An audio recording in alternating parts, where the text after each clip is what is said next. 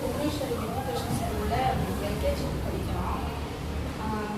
எப்படின்னு பார்த்தோம்னா நாங்கள் எதிர்பார்த்த கூட நல்லாவே பண்ணுறான். எங்களுக்கு வந்து மெயின் வந்து என்னென்னா அவன் ஃபஸ்ட்டு சொல்கிறது, ஏபிசிடி சொல்கிறது, அஇ சொல்கிறது எல்லாமே வந்து 1 2 3 சொல்கிறது எல்லாமே ஓகே தான் எங்களுக்கு. என் பையன் வந்து எப்படி படிப்பான் எனக்கு ஒரு யோசனையாக வந்து எப்படி அவன் இந்த சின்ன வயசுலேயே இந்த வயசுலேயே வந்து எல்லாத்தையும் ஃபஸ்ட்டு மைண்டில் ஏற்றி படிப்பான் சொல்லுவான்னு சொல்லிட்டு அதே ஒரு யோசனை. ஆனால் இப்போ வந்து நல்லாவே பண்ணுறான், எனக்கு ஒன்றும் பிரச்சனை கிடையாது. மெயின் வந்து இன்னொன்று என் பையன் வந்து இந்த ஸ்கூலில் சேர சொல்ல ரொம்ப சேட்டை பண்ணுறான் அது இதுன்னு சொல்லிட்டு சொன்னாங்க. இப்போ அதே மிஸ்ஸே வந்து லிங்கேஷ்லாம் பிரச்சனையே இல்லை, இப்போ ரொம்பவே சைலண்ட் ஆகிட்டான், அதெல்லாம் பிரச்சனையே இல்லை, நான் எப்போ கேட்டாலுமே நல்லா வருவான் மிஸ், நல்லா படிப்பானு கேட்டாலும் லிங்கேஷ்லாம் பிரச்சனையே இல்லை, அவன் வந்து இம்ப்ரூவ்மெண்ட் ஆயிடுவான் அப்படின்ற மாதிரி தான் மிஸ்ஸும் பேசுகிறாங்க.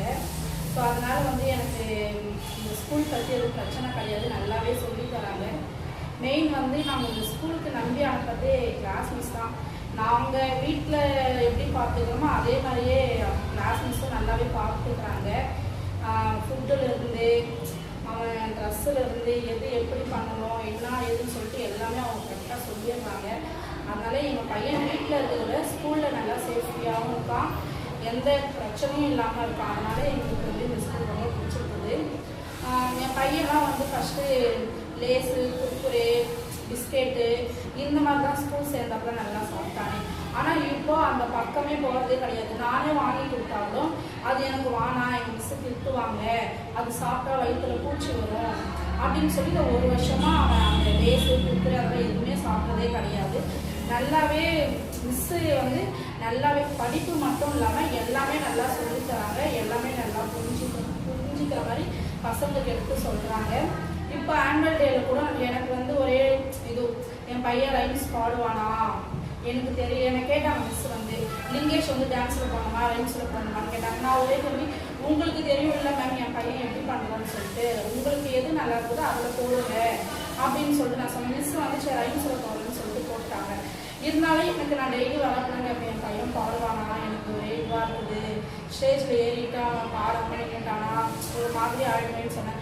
ஆனால் அவங்க வந்து நீங்கள் அப்படியெல்லாம் யோசிக்காதீங்க, அவன் கண்டிப்பாக பாடுவான் அப்படின்னு சொன்னாங்க.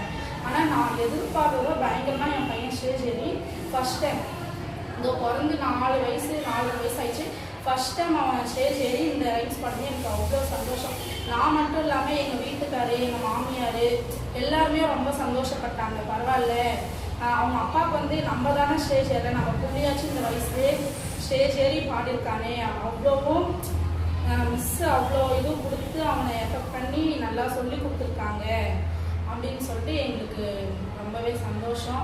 அது இல்லாமல் எங்களுக்கு ஏதாச்சும் பிரச்சனாலும் ஹெச்எம்எஸ் கிட்ட பேச நாங்கள் தயங்கினாலும் ஆனால் அவங்க நல்லாவே பேசுகிறாங்க, நல்லா ஆன்சர் பண்ணுறாங்க.